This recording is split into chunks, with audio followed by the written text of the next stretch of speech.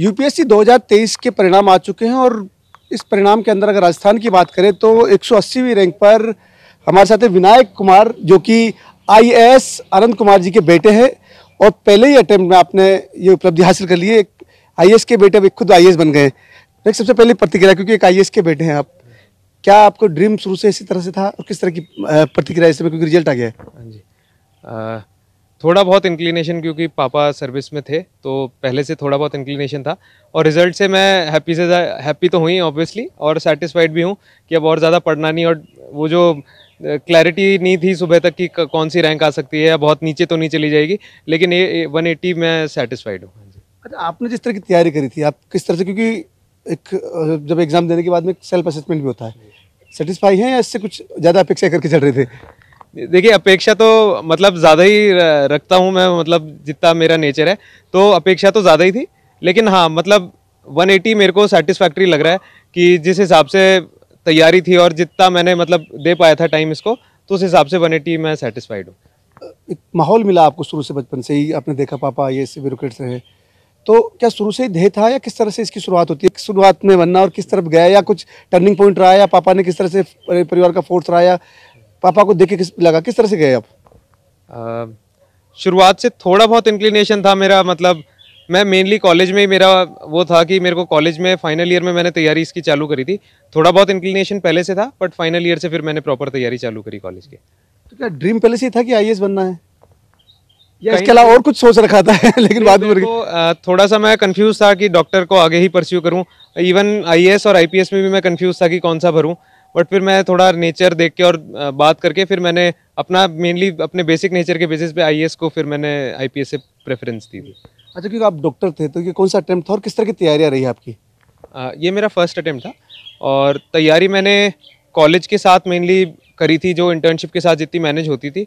मैंने टाइम थोड़ा कम, कंस्ट्रेंट्स तो रहते थे कई बार, लेकिन ठीक है टाइम निकल जाता था, मतलब थोड़ी मैं नींद को कॉम्प्रोमाइज़ करता था, बस वो मेरे को लगता था कि थोड़ा हैवी टोल ले लेता है कई बार, बट हाँ मैं नींद को कॉम्प्रोमाइज़ किया मैंने पूरा अच्छे से। अपने घर में खैर माहौल मिला आपको, लेकिन आप क्या एक मैसेज किस तरह से आप लोगों को कहना चाहेंगे, क्योंकि अक्सर हम देखते हैं कि बहुत बड़ा एग्जाम माना जाता है, यूपीएससी का कोई एग्जाम आसान नहीं होता है, आदमी के कई अटेम्प्ट में उसको नंबर आ पाते हैं, आपने फर्स्ट अटेम्प्ट में किया है, तो किस तरह के आप एक मैसेज क्या लोगों को कहना चाहेंगे, क्योंकि कई भ्रांतियाँ भी इसको लेकर रहती है, कई तरह की तैयारियों को लेकर? हाँ जी, देखिए टफनेस की बात है, बाकी एग्जाम्स भी मेरा पर्सनल मानना है कि बहुत सारे एग्जाम्स हैं इंडिया में जो बहुत टफ हैं। इवन जो नीट पीजी मेरे डॉक्टर जो हैं बनते हैं, जो देते हैं, वो भी मेरे को अभी भी बहुत टफ लगता है। तो टफनेस तो देखिए हर जगह मिलेगी, बट मेरे हिसाब से यूपीएससी में कंसिस्टेंसी जो है 6 to 8 आवर्स की, और प्रीवियस ईयर क्वेश्चंस की एनालिसिस, ये दो सबसे ज़्यादा, वो और सिलेबस ऑब्वियसली, तो ये 3 चीज़ें हैं जिसको देख के मतलब थोड़ा सा आप बाकियों से थोड़ा आगे आ सकते हैं। बाकी गारंटी तो इस पेपर में किसी की चीज़ की नहीं है यूपीएससी में। हाँ जी। अच्छा, पापा से को मदद मिल पाई? या पापा चाहते थे कि वो आपको गाइड करते थे, या लगता था कि डॉक्टर बन गए तो ठीक है डॉक्टर की तरफ जाना है? नहीं नहीं, पापा से बिल्कुल मदद, गाइडेंस तो पापा से प्रॉपरली मिलता था।